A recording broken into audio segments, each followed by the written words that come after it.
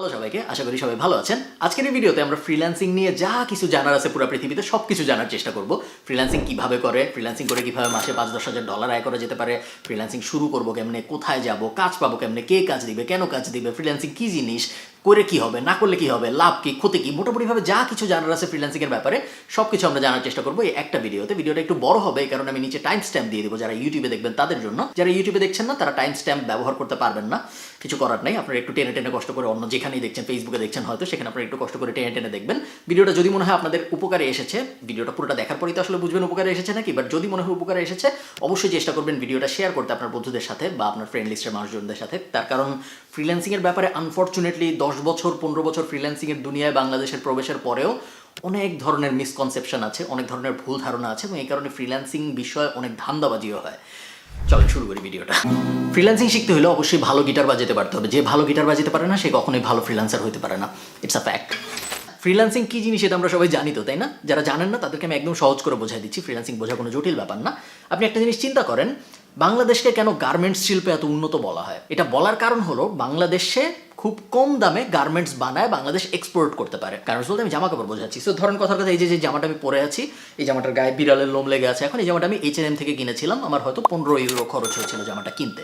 15 euro মানে 1500 টাকা। H&M এর এই জামাটা বানাইতে $1 খরচ হওয়ার কথা না, 1 ইউরো খরচ হওয়ার কথা না। কেন? তার কারণ H&M জামাটা আয়ারল্যান্ডে বসে বানায় নাই। H&M এরকম লাখ লাখ জামা বাংলাদেশ টাইপ দেশ থেকে বানায় জাহাজে করে নিয়ে আসছে। যেই বাংলাদেশের গার্মেন্টসটা এই জামাটা বানিয়ে দিয়েছে, ওই বাংলাদেশের গার্মেন্টসটা একটা ফ্রিল্যান্সার। H&M বাংলাদেশ থেকে এই জামাটা বানায় নিয়ে আসছে। H&M এই জামাটা আউটসোর্স করেছে, অন্য আর একটা দেশ থেকে সোর্স করে নিয়ে আসছে। বোঝাতে পারছি আমি আপনাকে? ওটা হলো আউটসোর্সিং। আর বাংলাদেশের গার্মেন্টসটা যেটা করলো, উনার পার্সপেক্টিভ থেকে চিন্তা করলে এই জিনিসটা ফ্রিল্যান্সিং। এই সেম ব্যাপারটা আগে শুধু ফিজিক্যাল গুডস নিয়ে করা যেত, যে জিনিসগুলো ধরা ছোঁয়া যায় ওই জিনিসগুলো নিয়ে করা যেত। আমার পেঁয়াজ দরকার, আমি অমুক দেশ থেকে যে দেশে পেঁয়াজ সস্তা নিয়ে আসলাম। আমার জামা দরকার, আমি দেখলাম কোন দেশে জামা আসলে সস্তায় বানানো যায়, কোন দেশে লেবারের খরচ কম, ওই দেশ থেকে আমি সস্তায় জামা নিয়ে আসলাম। ইন্টারনেটের পেনিট্রেশনের পরে সুবিধাটা যেটা হয়েছে, এই জিনিসটা এখন ডিজিটাল জিনিসপত্র নিয়েও করা যায়। আগে যদি অনেক আগে একসময় যদি আমার ওয়েবসাইট দরকার হইতো, আমি আয়ারল্যান্ডে বসে আছি, আমার একটা ওয়েবসাইট দরকার, আমার আয়ারল্যান্ডেরই একজনকে খুঁজে বের করতে হইতো যে আমাকে ওয়েবসাইটটা বানায় দিবে। আমার একটা লোগো দরকার, আমার একটা এক্সেলের কাজে হেল্প দরকার, আমার একটা মাইক্রোসফট ওয়ার্ডে কিছু একটা লেখা দরকার, আমার আশপাশে যারা আছে তাদেরকেই আমার খুঁজে বের করতে হইতো যারা ওই কাজে এক্সপার্ট। আমার একটা গেম বানানো দরকার, ইউ গেট দ্য আইডিয়া। আমার আশপাশের কোনো একটা মানুষকে খুঁজে বের করতে হইতো যে আমাকে এই কাজটা করে দিবে। ইন্টারনেট পেনিট্রেশনের সুবিধাটা যেটা হয়েছে, এখন আমার আশপাশের মানুষের উপর আমার আর নির্ভর করতে হচ্ছে না। ফিজিক্যাল ওয়ার্ল্ডে ওই যে যেভাবে H&M বাংলাদেশ থেকে জাহাজে করে গার্মেন্টস এনে H&M আয়ারল্যান্ডে বিক্রি করতো, ওই একইভাবে এখন আমরা ডিজিটাল ওয়ার্ল্ডে চাইলেই আমার যদি একটা ওয়েবসাইট দরকার হয়, আমি আয়ারল্যান্ডের একজনকে না খুঁজে রাঙামাটির একজনকে খুঁজে বের করতে পারি যে আমাকে ওয়েবসাইট বানায় দিবে। আমার লাভ সেম। আমি যখন তৃতীয় বিশ্ব থেকে বা দ্বিতীয় বিশ্ব থেকে একজনকে দিয়ে আমার ওই সেম কাজটা করাবো, ওই কাজটা করাইতে আমার প্রথম বিশ্বে যেই ধরনের খরচ হইতো, তৃতীয় বিশ্বে তার থেকে 10 ভাগের 1 ভাগ 15 ভাগের 1 ভাগ খরচ হবে। আপনি নর্মালি চিন্তা করেন, আমার যদি আজকে একটা ওয়েবসাইট বানানোর দরকার হয়, আমি যদি আয়ারল্যান্ডের একটা এজেন্সিকে হায়ার করি ওয়েবসাইট বানানোর জন্য, আমার কাছ থেকে হয়তো 5000 ইউরো নেবে।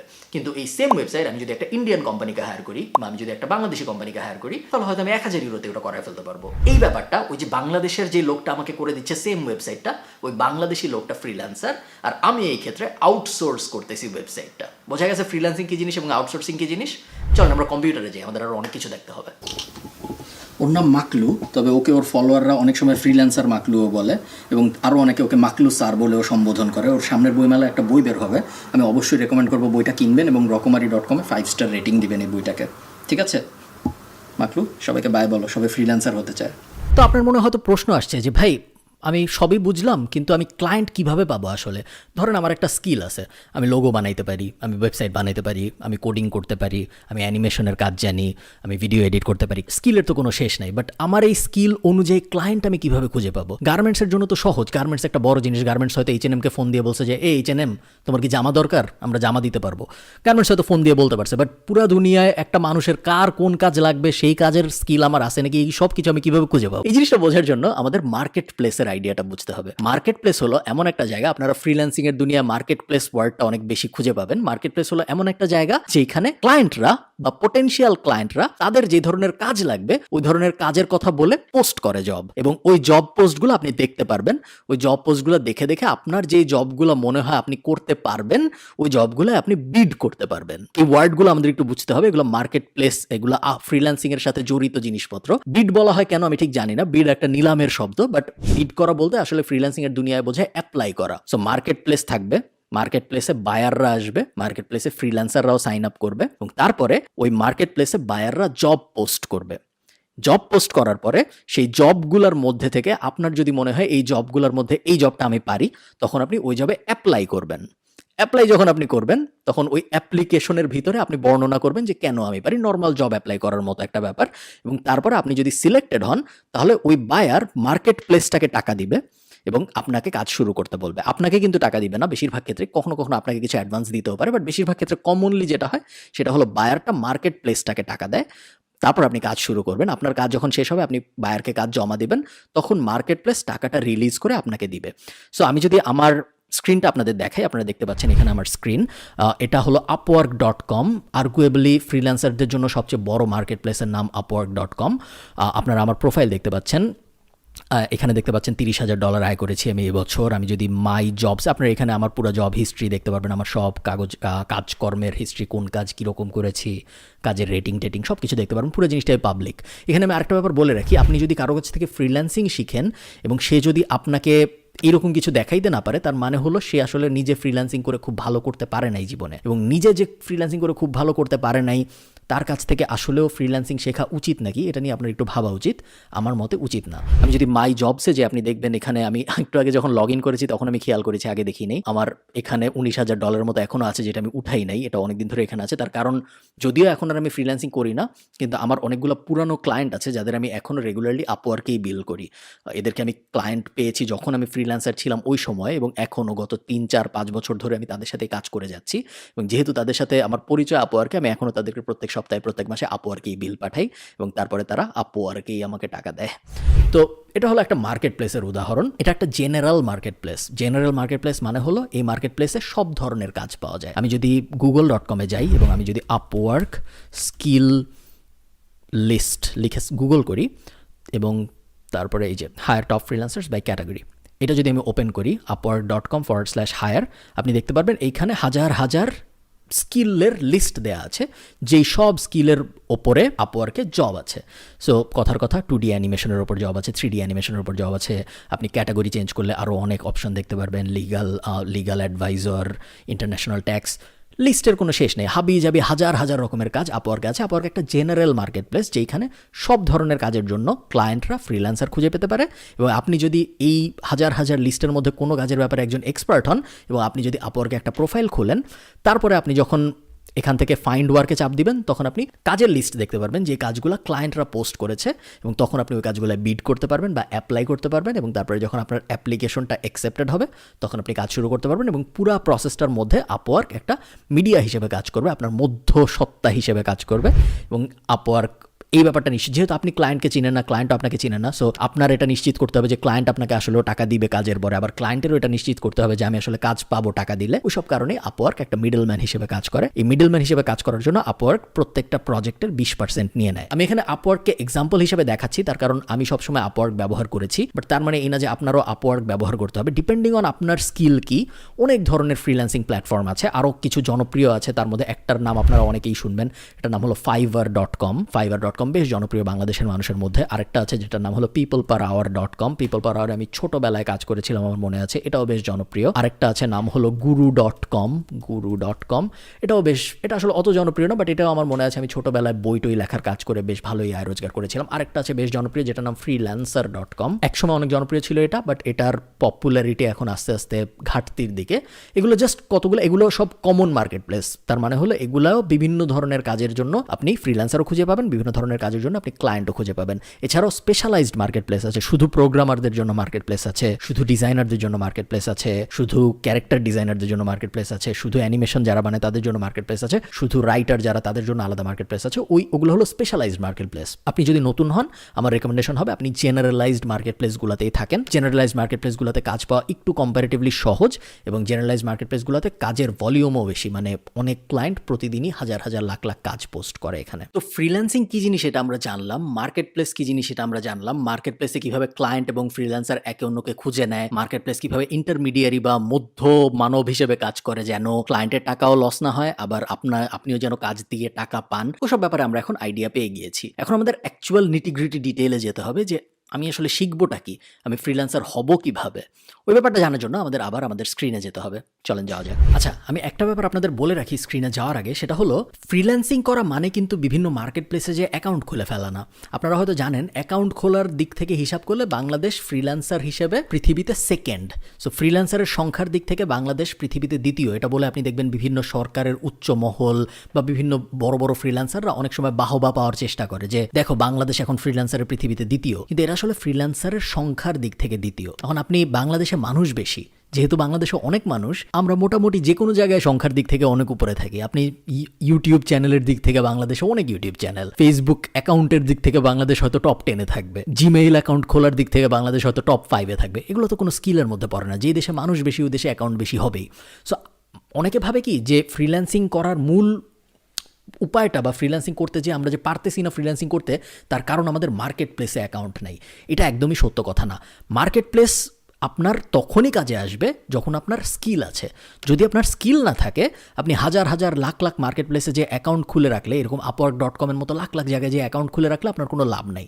তার কারণ ইভেনচুয়ালি ধরেন আপনি বললেন যে আমি কাজ করতে চাই, আমি যদি আপনাকে বলি যে তুমি বিডি জবসে যে একটা অ্যাকাউন্ট খুলো, তাহলে কি আপনি কখনো কাজ পাবেন? পাবেন না। আপনি কাজ তখনই পাবেন যখন আপনার স্কিল আছে। তারপরে যে আপনি যখন বিডি জবসে অ্যাকাউন্ট খুলবেন, তখন যখন আপনি জবে অ্যাপ্লাই করবেন, তখন আপনি ওই অ্যাপ্লিকেশনগুলোর রেসপন্স পাবেন। যদি আপনার স্কিল না থাকে এবং আপনি যদি প্রথম স্টেপটাই যদি হয় যে আমি বিডি জবসে যে অ্যাকাউন্ট খুলবো, এবং জন্মের পরেই যদি আমরা বাচ্চাকে বিডি জবসে অ্যাকাউন্ট খোলাই দেই, তার bachelor degree, masters degree, school, college সব কিছু বাদ দিয়ে, ওই বাচ্চা তো কখনো চাকরি পাবে না, তাই না? একইভাবে আপনি যখন ফ্রিল্যান্সিং হিসেবে আপনার ক্যারিয়ার শুরু করতেছেন, প্রথম স্টেপ upwork.com বা fiverr.com এসব জায়গায় যে অ্যাকাউন্ট খোলা না। প্রথম স্টেপ হলো অ্যাকচুয়াল স্কিল অ্যাকোয়ার করা, অ্যাকচুয়াল স্কিল অর্জন করা। স্কিল যখন আপনি অর্জন করবেন, তারপরে আপনি খুব সহজেই যা বিভিন্ন মার্কেট প্লেসে অ্যাকাউন্ট খুলতে পারবেন। অনেক যদি স্কিলড হয়ে যান, তখন হয়তো আপনার মার্কেট প্লেস লাগবেই না। আপনি ওগুলো নিয়ে আমরা আরেকটা ভিডিওতে আরও ডিটেলে কথাবার্তা বলবো। বাট অনেক স্কিল হয়ে গেলে, যেমন আমার কিন্তু মার্কেট প্লেস এখন আর লাগে না, ক্লায়েন্টরাই আমার কাছে আসে, আমার যেতে হয় না ক্লায়েন্টদের কাছে। তো প্রথম স্টেপ যেটা, সেটা হলো আমাদের অবশ্যই স্কিল অর্জন করতে হবে। স্কিল অর্জন করার জন্য আমি যে লিঙ্কটায় যাব, সেটা হলো upwork.com/hire। এখানে গেলে আপনারা দেখতে পারবেন যে টাইপস অফ ওয়ার্ক আছে, any type of work, development and IT, design and creative, finance and accounting, admin and customer support, engineering and architecture, legal, sales and marketing, আর রাইটিং অ্যান্ড ট্রান্সলেশন। এই কয়টা ব্রড ক্যাটাগরির ভিতরে অনেকগুলো sub category আছে, আপনারা দেখতে পাচ্ছেন। যেমন ধরেন আমি যদি ডেভেলপমেন্ট অ্যান্ড আইটি সিলেক্ট করি, এটার ভিতরে প্রায় 200-300 জব আছে আপওয়ার্কের ভিতরে। ওয়েব স্ক্র্যাপার থেকে শুরু করে, টবলো কনসালটেন্ট থেকে শুরু করে, টুইলো এপিআই ডেভেলপার থেকে শুরু করে, হাবি জাবি কাজের কোনো অভাব নাই। এটা আমি আপনাদের এই জন্য দেখাচ্ছি, তার কারণ অনেকে আছে যারা জানে তারা কি শিখতে চায়। অনেকে আছে যে আমার লিখতে ভালো লাগে, আমি রাইটার হতে চাই, আমি রাইটার হয়ে ফ্রিল্যান্সিং করব। অনেকে ভাবে যে আমার ফটো এডিট করতে ভালো লাগে, আমি ফটো এডিটর হিসেবে ফ্রিল্যান্সিং করব। অনেকে ভাবে যে আমি ইলাস্ট্রেশন নিয়ে কাজকর্ম করব। যে দেখেন আমার এখানে একটা ইলাস্ট্রেশন করা আছে, বার্টোজ, আমরা একটা বাগ বানানোর চেষ্টা করছিলাম। অনেকে ভাবে যে আমরা ইলাস্ট্রেশন নিয়ে কাজ করব, ইলাস্ট্রেশন করে আমরা ফ্রিল্যান্সার হব ইলাস্ট্রেটর হিসেবে। আপনি যদি অলরেডি জানেন আপনি কি নিয়ে ফ্রিল্যান্সিং করতে চান, তাহলে এই স্টেপটা আপনার জন্য না। এই স্টেপটা তাদের জন্য যারা জানে না তারা কি নিয়ে ফ্রিল্যান্সিং করবে। সো আমি ধরে নিচ্ছি আপনি জানেন না আপনি কি নিয়ে ফ্রিল্যান্সিং করবেন, আপনি ভাবতেছেন যে কি নিয়ে ফ্রিল্যান্সিং করা যায়। আমি এই লিঙ্কটায় আসবো। এই লিঙ্কটা আসার পরে আমি এখান থেকে একটা ব্রড ক্যাটাগরি সিলেক্ট করব। এই 7টা যে ক্যাটাগরি আছে, ডেভেলপমেন্ট, ডিজাইন ইত্যাদি ইত্যাদি, এগুলোর মধ্যে থেকে আমি একটা ব্রড ক্যাটাগরি সিলেক্ট করবো, যেই ক্যাটাগরিতে আমার একটু আগ্রহ আছে। সো কথার কথা ধরেন আমি admin and customer support select করলাম। আমি ধরে নিলাম অ্যাডমিন অ্যান্ড কাস্টমার সাপোর্টে আমার আগ্রহ আছে। নেক্সট কাজ, অ্যাডমিন অ্যান্ড কাস্টমার সাপোর্টের ভিতরে আমি 38টা সাব সেগমেন্ট দেখতে পাচ্ছি। এখন আমার চিন্তা করতে হবে এগুলোর কোনটার ভিতরে আমার আগ্রহ আছে। ধরেন আমি ঠিক করলাম আমার ট্রান্সক্রিপশনের উপরে আগ্রহ আছে, বা আমি আরও সহজ কিছু ধরি, এক্সেল এক্সপার্ট। এটা আমি সিলেক্ট করলাম। এক্সেল এক্সপার্ট আমি যখন সিলেক্ট করবো আমি ফ্রিল্যান্সারদের দেখতে পারবো যেই ফ্রিল্যান্সাররা এক্সেল এক্সপার্ট হিসেবে খুব ভালো করতেছে এখন আপওয়ার্কের ভিতরে। এখন আমি যেটা করব আমি সি মোরে ক্লিক করবো। আমি অনেকগুলো জব যে ফিল আপ করেছে অলরেডি এরকম একজনের প্রোফাইল খুঁজতে চাই। সো এই যে সাবুকে উনি 111টা জব ফিল আপ করেছে আমি দেখতে পাচ্ছি, মানে উনি 111টা প্রজেক্টে কাজ করেছে এ পর্যন্ত। সো আমি যদি সি মোরে ক্লিক করি, সি মোরে ক্লিক করলে উনার প্রোফাইলটা ওপেন হবে। একটু আগে আমি ভিডিও শুরুতে যেরকম আমার প্রোফাইল ওপেন করে দেখাচ্ছিলাম সেরকম আমরা সাবু কুমারের প্রোফাইলটা ওপেন করলাম। এখন উনি $10,000 আয় করেছে এখন পর্যন্ত, এবং কত ডলার আয় করেছে এটা আমাদের দেখতে হবে। তার কারণ আমরা জানতে চাই যে স্কিলটা আমরা সিলেক্ট করতেছি ওই স্কিলে অলরেডি সাকসেসফুল ফ্রিল্যান্সার আছে নাকি। যদি আমরা দেখি যে স্কিলটা আমরা সিলেক্ট করছি ওই স্কিলের ভিতরে মাত্র 5টা ফ্রিল্যান্সার আছে, তাদের কেউই $500 বেশি আয় করেনি, তাহলে ওই স্কিলটা সিলেক্ট করা উচিত হবে না, কারণ ওই স্কিলের ভিতরে হয়তো এনাফ কাজই নেই। এক্ষেত্রে আমরা দেখতে পাচ্ছি $10,000 আয় করেছে উনি, এবং আমরা যদি একটু নিচে নামি আমরা জবগুলো দেখতে পারবো। জবগুলো আমরা খুব ভালো মতো পড়বো, কারণ জবগুলো পড়লে আমরা বুঝতে পারবো ওই ধরনের জব আমি করতে চাই নাকি। সো প্রথম জবটা যেটা উনি ফিল আপ করেছে, উনি অগাস্টের 5 তারিখে এই জবটা করেছে। অগাস্টের 5 থেকে নভেম্বরের 25 তারিখ পর্যন্ত উনি এই কাজটা করেছে। আমি যদি জবটার উপরে ক্লিক করি এবং তারপরে একটা প্রাইভেট জবের ডিটেলস দেখা যায় না। সো আমি যদি ওটাই ক্লিক না করে আরেকটা জবে ক্লিক করি যেটা ওপেন, ধরেন কথার কথা আমি সেকেন্ড পেজে যাই, ওনার অনেক জব আমরা দেখতে পাচ্ছি। ক্লিক করলাম, জব ডেসক্রিপশন দেখতে পাচ্ছি আমরা। জব ডেসক্রিপশন কি? We are looking for manual data entry professional who can work for us in short term assignment. We have to start work immediately. If you have dedicated work nature please apply. So একটা client এই জিনিসটা লিখে post করেছিল, তাদের একটা data এন্ট্রির মানুষ দরকার। এরপরে এই সাবুজে উনি অ্যাপ্লাই করেছে, এবং উনি অ্যাপ্লাই করার পরে উনি এই কাজটা পেয়েছে। কাজটা পাওয়ার পরে উনি কত টাকা পেয়েছে? $60 পেয়েছে সম্ভবত এই জবটা থেকে। এটাই ক্লিক করেছিলাম না। সো এইগুলো এইভাবে যখন আপনি প্রত্যেকটার জবের ডেসক্রিপশন পড়বেন, আবারও আমরা ব্যাকে চলে যাব। ব্যাকে চলে যেয়ে আমরা আরেকটা ক্যাটাগরি সিলেক্ট করব।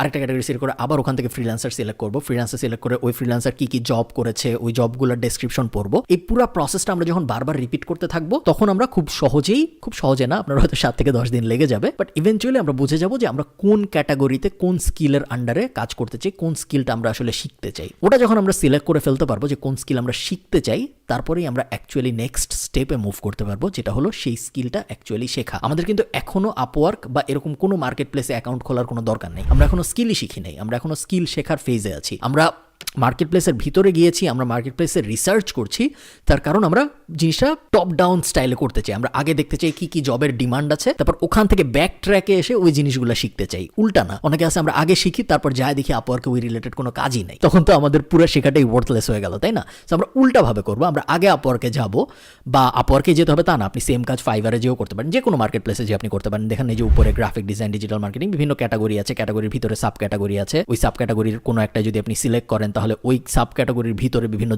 গিগ দেখতে পারবেন আপনি। এটা 22টা বিক্রি হয়েছে, এটা 205টা বিক্রি হয়েছে, এটার 71টা বিক্রি হয়েছে। সো আমরা বুঝতে পারি মোটামুটিভাবে কভার লেটারের একটা ডিমান্ড আছে মার্কেটে। এই ব্যাপারটা বোঝা জরুরি যে কোন জিনিসের ডিমান্ড আছে মার্কেটে। না বুঝে আমরা হঠাৎ করে যদি একটা জিনিস শেখা শুরু করি, ওইটা আমার বড় ভাই শিখছে দেখে বা ওই বিষয়ে কোচিং আছে দেখে, এবং তারপরে যখন আমরা সব শেখা শেষ করে আপওয়ার্ক বা এরকম মার্কেট প্লেসে কাজ করতে যাব, তখন যখন আমরা দেখবো কাজ নাই, তখন কিন্তু আমাদের পুরো ব্যাপারটা হতাশার জীবন হয়ে যাবে। ওটা করা যাবে না। অ্যাকচুয়াল স্কিল কি শিখবো এটা আমরা এখন ডিসাইড করে ফেললাম। নেক্সট স্টেপ হলো ওই স্কিলটা অ্যাকচুয়ালি শেখা। এটা সবচেয়ে গুরুত্বপূর্ণ স্টেজ। এই স্টেজ যদি ঠিক মতো না হয় তাহলে অন্য কোনো কিছুর কোনো মানে নেই। অনেক মানুষ আছে যাদের সব কটা ফ্রিল্যান্সিং মার্কেট প্লেসে অ্যাকাউন্ট আছে, বাট তাদের অ্যাকচুয়াল স্কিলটাই নেই, এই কারণে তাদের কোনো আয় রোজগার নেই। অনেকে আছে অল্প একটু কাজ পারে, হাজার মার্কেট প্লেসে অ্যাকাউন্ট, কিন্তু তাদের মাসে ইনকাম দেখা যায় $50 ক্রস করে না। $50 বা $100 আয় করার জন্য ফ্রিল্যান্সিং করার কোনো দরকার নেই। $100 মানে মাত্র 8,000 টাকা। 8,000 টাকা আয়ের জন্য ফ্রিল্যান্সিং করে কোনো লাভ নেই। 8,000 টাকা আয়ের জন্য অন্য আরো অনেক ভালো ভালো উপায় আছে। যে কোনো ধরনের ব্যবসা, ফেসবুক কমার্সও শুরু করলে আপনি ফ্রিল্যান্সিং এর থেকে অনেক সহজে 8,000 টাকার ইকুইভ্যালেন্ট থেকে অনেক বেশি আয় করে ফেলতে পারবেন।